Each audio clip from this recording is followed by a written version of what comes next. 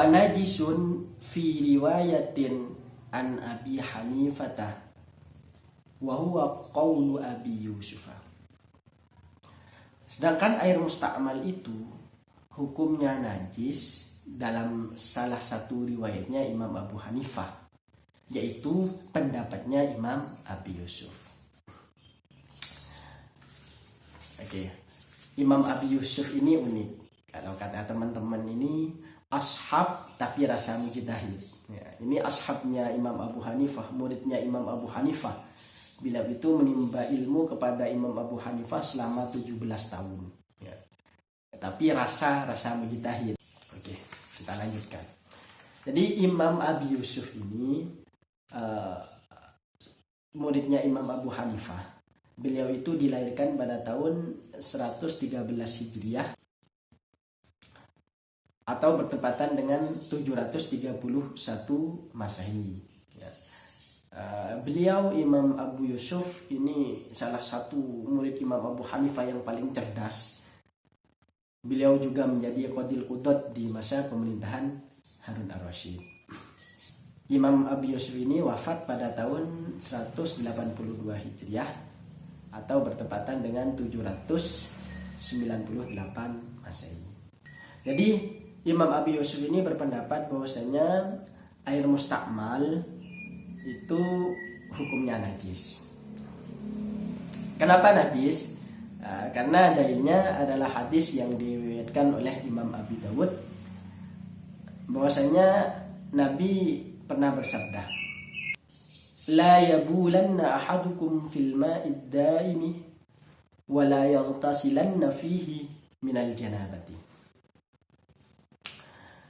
Nabi bersabda, janganlah kalian kencing di air yang diam dan janganlah kalian mandi di air tersebut karena mandi janabah. Di sini Nabi melarang untuk kencing di air yang diam. Kenapa kok dilarang? Karena bisa menyebabkan air itu najis. Karena air diam, apalagi sedikit, kena kencingnya ya najis. Ya. Begitu juga Nabi melarang untuk mandi di air yang sedikit. Karena apa? Ya karena alasan tentunya dengan alasan yang sama, yaitu dapat menyebabkan najis. Ya.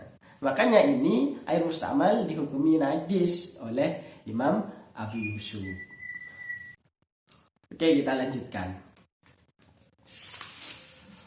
Wa ma'ul wardi wal khalli la yatatahharu atau la yutatahharu bihi bil ittifaqi. Air mawar dan juga air cuka itu tidak bisa dibuat bersuci menurut kesepakatan ulama. Oke.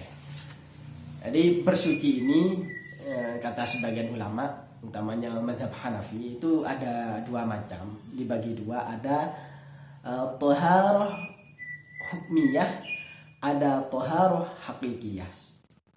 Ada bersuci yang bersifat hukum, ada bersuci yang bersifat nyata. Bersuci yang bersifat hukum adalah menghilangkan hadas, yaitu wudu dan juga mandi janabah. Karena apa? Ya karena hadas itu dan kan tidak kasat mata, tidak kelihatan mata hadas itu. Makanya ini namanya thaharah hukmiyah. Kemudian thaharah hakikiyah itu adalah menghilangkan najis. Menghilangkan najis disebut thaharah hakikiyah, bersuci yang hakikat.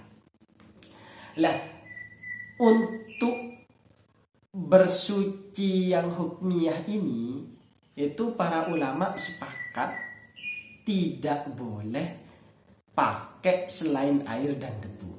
Ya, jadi kalau bersuci secara hukmiyah, wudu ataupun menghilangkan hadas besar, wudu ataupun janabah, maka harus pakai air. Kalau tidak ada air, maka pindah ke debu. Alasannya kenapa? Karena Allah berfirman dalam surat Al-Maidah, disebutkan, A'udzubillahi minasyaitonirrajim, Bismillahirrahmanirrahim. falam tajidu ma'an fatayammamu sa'idan thayyiban. Falam tajidu ma'an fatayammamu sa'idan thayyiban. Maka apabila kalian tidak menemukan air, maka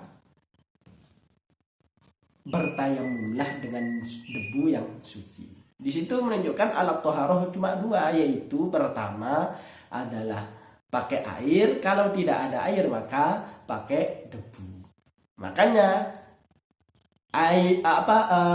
mawar dan juga cuka itu tidak bisa mensucikan karena tidak masuk kategori ma'an ataupun sa'idan thayyiban. Itu kalau toharoh hukmiyah. Kalau toharoh hakikiyah itu seperti yang dijelaskan pada episode sebelumnya, itu kalau menghilangkan najis maka menurut mazhab yang tiga tertentu kepada air saja. Kalau mazhab Imam Abu Hanifah boleh pakai air, boleh pakai benda cair yang lain termasuk air mawar dan juga air cuka. Nah, seperti yang dijelaskan pada video sebelumnya. Mungkin ini saja dari